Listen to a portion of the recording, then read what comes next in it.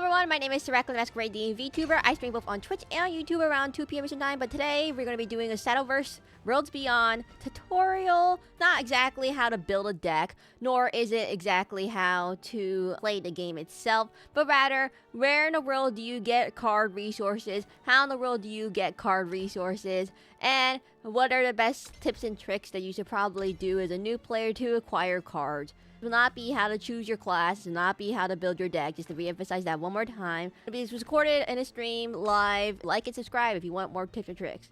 Go to this bottom left corner called Solo, and you can see there's 3 things. If you finish the story, it does give you stuff, but they keep not updating it, and I wish they would update it faster. Next, the battle guide, the tutorial.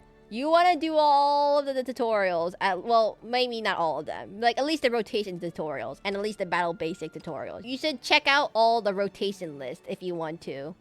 The more recent ones are probably the better ones you want to look at. The higher the difficulty, though, you probably don't want to play that class, because it's going to be harder to make. Like, this one's pretty easy. This one's a little bit harder. This one's a little easy. A little bit harder. This is really hard. Don't recommend that. This is a little harder. But if you want to read, you can do the harder ones. I'm not against it. But if you really don't want to read, you just play the green ones and you can learn them. Okay.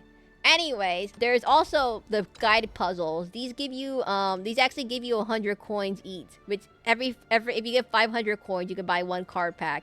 So you want to do these also. Like, you want to do all of these things. Like, all of them. Like, because they give you a lot of money. And the puzzles, you want to do all of them. They give you a lot of money. So just do all of those. And then, the puzzles might be a little difficult. They do help test your knowledge of the game, so they're good practice. So if you're a new person, the first thing you want to do is check the event tab. Check all this. You want to grab all of these things real quickly. You want to grab all of these things that I completely didn't realize were right there. Next thing you want to do is check out the battle dungeon. If you don't know where it is, it's in the battle simulations. You go to the battle dungeon. Go to battle dungeon. You want to do all the battle dungeon stuff. There's a shop. The shop has stuff. For example, it has card packs right here. You want to get those card packs. Guide Ackland Part 1. You could do all these bots. They're really easy to beat. If you can't beat it, just keep doing the same stage over and over. But literally, if you can't beat these bots, you're not going to be able to beat real people. Or you got to make a deck. You got to learn how to deck build. Doing practice matches. You could go against a bot with their own deck. You can go against the bot. It gives you 50 gold each. This gives you 100 gold each, and this gives you 200 gold for the advanced bots. So you want to do all of those, by the way. If you could also make them play your own decks, if you want to practice against one of your own decks to see how it works. The bots don't play optimally, though. Like, they're not exactly the greatest. They'll just do whatever they think is the goodest for that turn, but they won't plan ahead. Then you can also play your own decks here if you want to play against them. But you should be able to beat all the beginner bots. If you can't beat all the beginner bots, your deck has an issue. Because the beginner bots have half the health of a normal player at 10 health. So you should be able to beat them. If you can't beat them, your deck has something issues. Intermediate, again, they have 15 health. If you can't beat them, you're going to have some issues. The advanced ones, the sword one's actually kind of hard if you're not actually familiar with it. Because they spam a lot of things. But everything else should be easier to beat. If you can't beat the advanced bots, you probably shouldn't try ranked without practicing it a little bit first. Anyways, story does give you stuff. I mentioned it before. It does give you stuff. Doesn't matter which way you do it. Just start with the prologue. It does give you stuff. And next, multiplayer, ranked. There is 2 ranked formats. Don't bother with unlimited if you don't know what unlimited is. Start with rotation. It's the 6 most recent expansions. Don't do unlimited because unlimited has all the expansions and you don't have all the cards yet. Unranked, you can also practice an unranked. You might want to put beginner, but it doesn't actually do anything. You can put expert. It'll actually kind of do something, but like it kind of only works. It's also only unlimited format, but arena, take 2 is like the arena mode. I suck at this thing. Don't do it unless you're familiar with all the cards. Dragoncraft is, if you ever want to do it, Dragoncraft is the best class in that mode. There's tournaments. I'm assuming if you get 1 free entry in a tournament, you can do them. You'll get curb stomp, but you at least get, like, I don't know, a pity of like 300 gold or something in 1 card pack as a pity. But you will, like, don't use tickets for this. Don't pay money for entering. Just use the free entry. Get curb stomp or try your best. You might get 1 win or something if you get lucky, but probably you will not. You get 1 card pack as a pity prize, and that will be good enough. Get beaten by Udi. Rank is the best way to improve. If you really want to improve in the game, you can go beat yourself up in rank. But I wouldn't recommend going in the rank until you actually get a full working deck, like a deck with actually like complete cards. Like if you've been putting in budget options, you might be able to do well. You start at the lowest rank of D, you start at the lowest rank of Emerald. If you start climbing up, you'll start facing harder opponents. I think B rank is when people will start having complete decks. So if you don't have a complete deck, you can do pretty okay for like D and C. But like B rank, they'll start having complete decks. So you're gonna have to be careful about that. Missions. Make sure to do all your 3 dailies. I already did them all, but they refresh every 20 hours. Make sure to do all of them.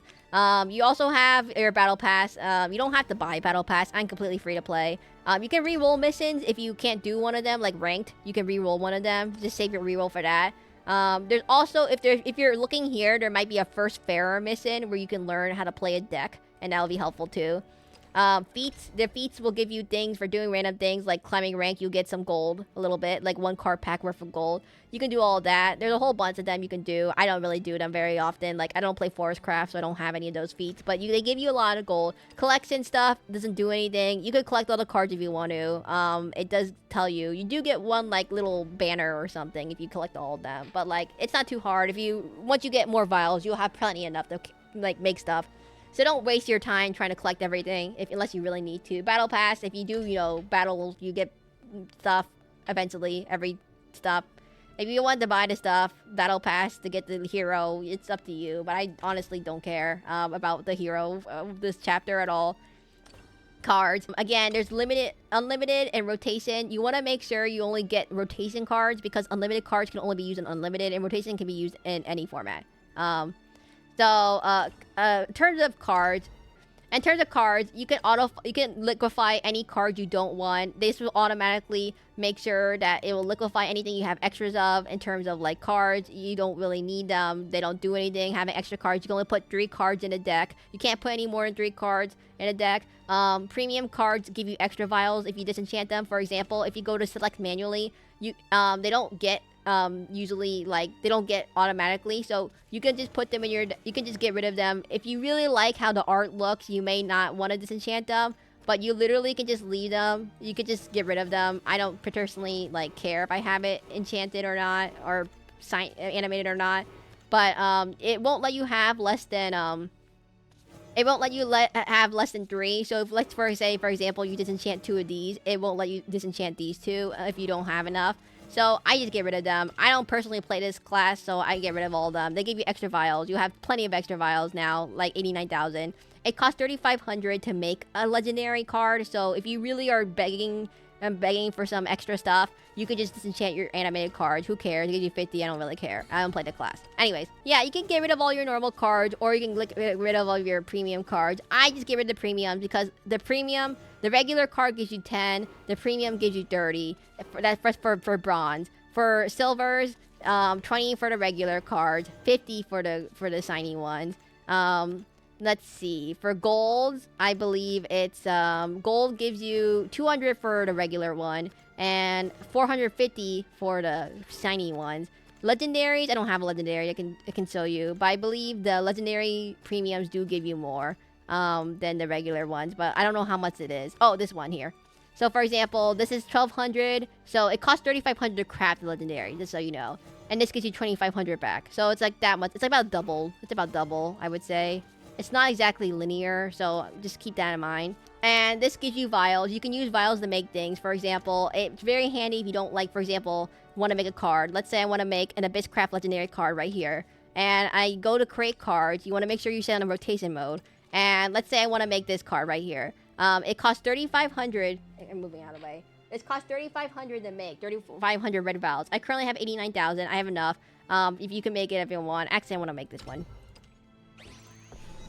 You don't want to make it too early, though. You want to use all your card pools first before you make it. But if you really want to make a deck, this is what you do. You can also liquify it for 1,200. You can liquify it for 1,200, but it's not going to be like exactly. You can, if you want to make them shiny, there's two types of way to make it shiny. Seer globes, which takes 3 seer globe shards to make, which then can make it shiny.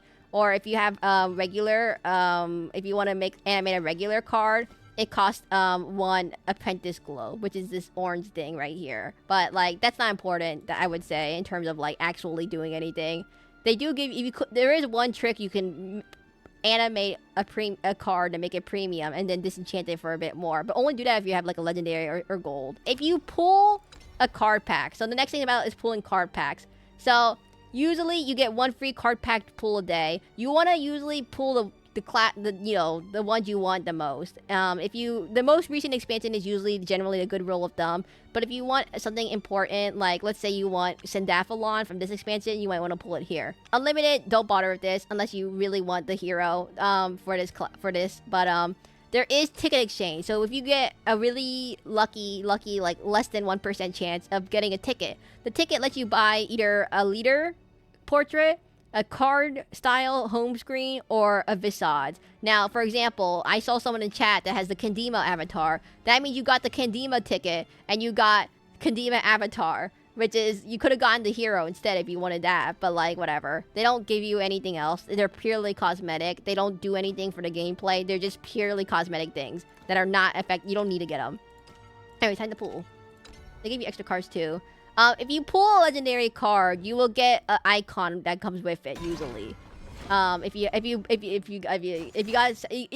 might get really lucky. There is a guaranteed at 300 pulls that you will get a guaranteed leader. But yeah.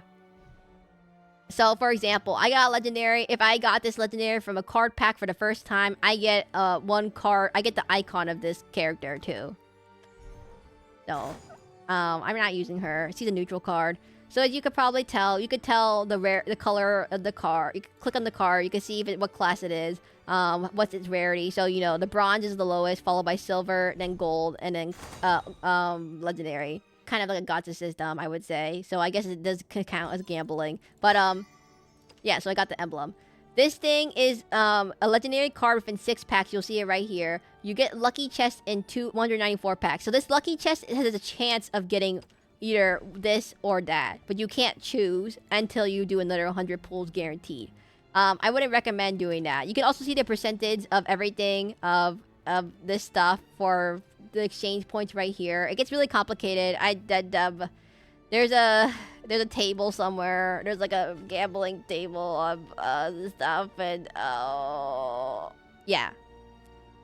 If you want to see it, the legendary rate is really, really low. The gold rate is a little bit higher. This thing is like really rare. Anyways, okay, that's enough for that for now. Okay, next, the lobby. You want to make an avatar. You do want to make an avatar. If you're a beginner, you want to make an avatar. You want to make an avatar. You want to go into the park and you want to go press the quest button on the top right. You see this quest thing up here? This quest thing, you want to press this. Now these quests refresh weekly. Emphasis on weekly. And you want to make sure you do all of them. They give you keys, they give you gold, they give you vials. I've already done it for this week. It resets, you can see the reset right here. If you step over here, you can see how many park chest keys I have. And these are the daily quests over here. One of them is literally just go into the park every day. And another one is just play at the battle table. No forfeits, for 1 key. And the table is anything like these tables right here. You press F4, you press lobby battle, or anything. If you go against someone in the guild, it also counts as a table battle, but any match on a table in this park will count towards that mission. And it's pretty good if you do it, okay? So, park chest. What is a park chest? There's a whole entire gambling thing. There's a very, very rare chance. It doesn't give you the percentages of all this, by the way. There's a very rare chance you could get 100 tickets from one of these park chests. It's usually the most recent card expansion. Not guaranteed. Most of it's going to be like stupid looking like tops and clothes that you're not going to wear. But like, for example, you can do a key pull. You can see if you get something good. I don't know. If you don't get a duplicate of something, it doesn't go anywhere. Oh, I got a card pack. See? So I can go use a card pack there if I want to. This is where you get the funny looking glasses that I'm wearing right now. If you're curious where you get the funny looking glasses, you get it from the park key. So you do your park quest, get funny little glasses, join the guild. That's what I'm gonna say. So then we go all the way to tournaments. There is tournaments. There's lobby tournaments. Now there's 2 of them. Now you probably want to do the not unlimited one. Rotation is probably a good idea. There's 2. There's 2 of them. You're probably thinking, what's the difference between these 2? Now, these take like about an hour or 2, so you want to make sure you have enough time, because if you don't, you get disqualified, because they happen in real time. They're kind of hard, by the way. They're going to be people who are actually going to try. It's a mixed bag of like 12 people or something. So it's kind of a mixed bag. I don't know exactly how many people are actually. I wasn't paying attention. But they happen on the weekends in Japanese time. Emphasis on Japanese time. So technically, if you live in the Eastern time zone, it starts on Friday and ends on Sunday afternoon. So the thing to know for time zones. There's 2 of them. This one is only 3 rounds. It gives less rewards. It's only if you don't meet the rank requirement of this one. Do this one. This one is 4 rounds. It's a bit longer, but it gives you more stuff. This one gives you at least like 100 gold if you do it, and 200 vials if you at least get, I don't know. If you get 1 win, you at least get something, right? If you win the lobby, you get 1 card pack and 1 legendary, enough for 1 legendary vial. Over here, you'll see this one is slightly worse. If you win this one, you only get 500 vials instead of 3,500 vials. So you want to do this one. This one is better. It's longer, but it's better. Like 1 match longer. So what is the ideal thing you should do for when you're trying to play this game? What should you do to get the most card packs without having to spend any money? Okay, here's the guide for anyone who's the recap. Lastly, first, check the events tab. Do all the events in the events tab. Make sure you do all of them. They're really easy to miss. Do the battle dungeon. The battle dungeon gives you stuff. You can't beat it, just try again. Do all the bot fights. You could beat all the bot fights and beat all the practice fights and everything in this tab, everything in this battle simulations tab, do all of that. Okay, next. Story. Do all this too. It's kind of important. It updates so slowly. You can finally catch up. Battle guide, do all this. Do all of the battle tutorials. Like, it actually does teach you the game. So if you don't understand what's in the world's happening, this will walk you through every single deck archetype that is possible in this game. Well, the meta ones at least. Do all these too. These all give you stuff. They all give you stuff. They all teach you how to deal with stuff. And they're actually really good for beginners to teach you how to play the game. Because some of these things are not obvious. Multiplayer, don't stress out about ranked. You could try it. You don't lose any points for doing ranked. You could do a little bit to see how it feels. Arena, don't bother with take 2. It's unless you're really good at that kind of thing, don't bother with it. Dragoncraft is always a thing. Anyways, that's it. Battle pass, make sure you get battle pass things.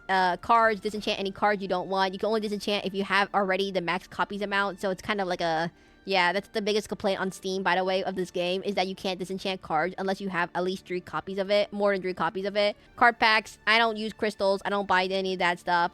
Just buy the expansion that you think has the best things for your deck. Oh, last thing I forgot to mention, winning decks. It will show you all the stuff for like winning tournament decks for each class. Now, currently the decks just came out. I mean, the expansion just came out, so none of these are filled. But like, you could see what they use. Now, I would not recommend copying them 1 for 1. You should probably take into account the situation of what they're trying to counter, because sometimes these tournament decks are very, very, very, very meant for like a tournament setting and not for like a general thing. Like, they'll put weird one-off cards in their deck, and you could see in other seasons what the other ones were. For example, Apocalypse Pack. Oh. You could see, for example, what the 2 things they were. Over here, you could see all their cards. You can copy their deck. You could see how hard it is. But yeah, you could see what they used and you can copy it. You could see what you're missing and how much it would cost, and you could see how hard it is. And turn, you can see your opponent's deck. Yeah, so it's kind of different, like how people are trying to play around your deck. You can see your replays here. You can see how many times I lost in a row to a bunch of people. There's invite code. If you want to use my invite code, it's right here. It's Q2R right here. This gives you money for everyone who climbs up the rank. So it only works for people who have logged in 5 months or something. So if you haven't logged in, it doesn't count. If you want to use my code, if you want to, each person can only use your code once, and they have to actually use it and play the game. If they don't actively play the game, it doesn't work. And then lastly, there's more menus. The link account is probably important if you play on both mobile and Steam versions, because they make sure it's consistent. There is a thing that it's really hard to move your thing around if you don't make an account. Otherwise, they use a weird system. If you link your account, you do get a booster. It's the first Pharaoh mission. It tells you to link an account. It gives you a booster. Oh, but by the way, when you're making your deck, last tip, pro tip, by the way, when you're making your deck, you can make a deck code if you want to easily share it. If you want to easily preview it, you can do it like this and use the QR code to show it right here.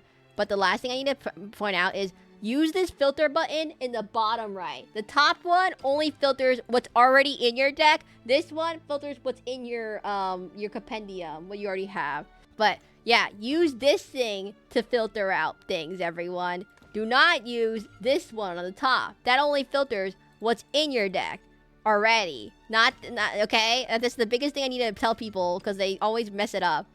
There is a glossary. There is a glossary for every single card in the game. If you don't know what any of this means, you can read the glossary. The glossary, if I use a keyword that you don't know what it means, I did the glossary here. Like if I say Earthfright, you know what Earthfright is. If you say Spell Boost, it's Spell Boost. Or if I say Advantage, it's Advantage. I have the Advantage, Yugi. You Kaiba. These are just in general. This applies to any card game, by the way. This also applies to any card game. These all apply to any card games whatsoever. These all apply to all types of card game stuff. Like, these are all just, like, these are just strategy things. This is specifically for Shadowverse. But, like, if you want to learn things, just read it here. You don't need to read all of this. But, like, if you're wondering what glossary term I'm referring to, that's what I'm referring to. I think that's it. Time to end stream now.